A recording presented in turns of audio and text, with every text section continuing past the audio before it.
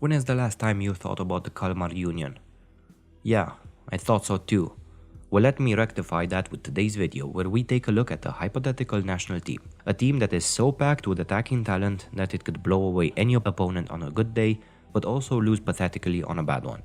For those of you who didn't spend their childhood playing historical strategy games and actually had friends and went outside, let me give you a quick rundown of this union I've mentioned. Named after the city of Kalmar, where it was sealed on the 17th of June 1397, it brought together the most powerful medieval Nordic states, Denmark, Sweden and Norway. Its architect, Queen Margaret of Denmark, had the backing of the aristocracy of the three Nordic countries, who sought to unify their power in the face of the rising wealth and influence of the Hanseatic League and the German expansion into the Baltic territories. Despite a small hiccup where her son and heir Olaf died aged just 15, Margaret adopted a nephew of hers, and thus the age of a unified Nordic kingdom began. Despite the aristocracy of the three countries being a driving force for unification, they ultimately led to its dissolution through good old-fashioned bickering. Had this state of affairs continued until the present day, the Kalmar Union would not only have been one of the richest countries in the world, but would also field one hell of a football team. Starting with the goalkeeper position after talking this national team up so much in the introduction is a bit undignified. Sweden and Norway are completely out of the reckoning, since especially the Swedes aren't having a good time with goalkeeping talent at the moment, and the case could be made for Fredrik Rønnow, who plays for Union Berlin, and maybe even Chelsea's Philip Jørgensen if he can get regular game time. However, I am not quite satisfied, but luckily Erik the Holy is here to help. You see, according to legend, King of Sweden Erik the Holy organized the first ever crusade into Finland, opening a period of Swedish dominance over the Finnish lands that spanned around 600 years. Since the Kalmar Union coincided with that period, I feel confident enough to dip into the Finnish pool of talent and select Lukas Hradecky for our goalkeeper position. He might be 35 and it might be soon time to pass on the torch to those aforementioned players, but the season he had in Leverkusen's title win ensures his starting position in my eyes. Since this team is heavily laden with attacking talent, which we will get to in a minute, an unorthodox formation is in order. Going all the way back into the 1920s, we can find the 3-3-4 formation used successfully by Herbert Chapman at Arsenal. All that we need now is three strapping centre backs to ensure no funny business is heading Hradecky's way. So let's start there. Barcelona's Andreas Christensen is an undoubted starter. We will ignore his current injury that has plagued him since August and will concentrate on his undoubted quality, which has made him a Champions League winner with Chelsea and a starter for Barcelona. To his left and right, I could have gone with two wide defenders like Benfica's Fredrik Arsnes, Julian Riersson of Borussia Dortmund or Wolfsburg Joachim Mele, but instead I will rely on good old-fashioned centre-backs, keeping the aforementioned players on the bench alongside Viktor Lindelöf. My two starters are therefore Joachim Andersen of Fulham, who has always been a steady presence in defense, and Isak, who is having an amazing season at Atalanta.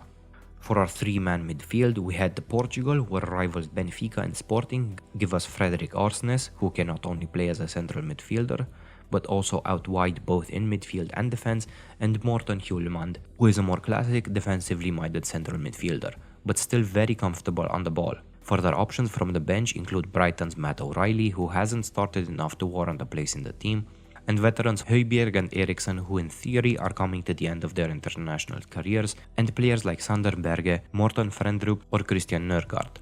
To ensure that our midfield isn't too defensively orientated, Martin Ødegaard comes in as our playmaker. One of very few wonder kids from the mid-2010s who actually made it to the peak of his potential, Ødegaard will provide the link between defense and our attackers, and without him, our team would probably start to crumble, just like Arsenal. Speaking of attackers, boy do we have where to choose from. Just take a look at the names that only make the bench of our imaginary national team. Alexander Sørloth, who has 8 goals and 2 assists in under 800 minutes of La Liga action, Fiorentina's Albert Gudmundsson, United's Rasmus Højlund, Andreas Skov Olsen, who still hasn't gotten a big move away from Club Brugge, and Anthony Elanga, who is looking great this season alongside his Forest colleagues. All of these players who would normally walk into most national teams on earth miss out because all of a sudden, up there in the frozen north of Europe, people decided to supercharge the production of world-class strikers, meaning that I will have to do some shoehorning. Starting from the right, we find Tottenham's Dejan Kulusevski playing in his preferred position. one of the best wingers on the planet in terms of chance creation, this will come in handy for our two absolute cannons up front. Erling Haaland might have a down season by his lofty standards, but still remains the best striker on earth at the moment.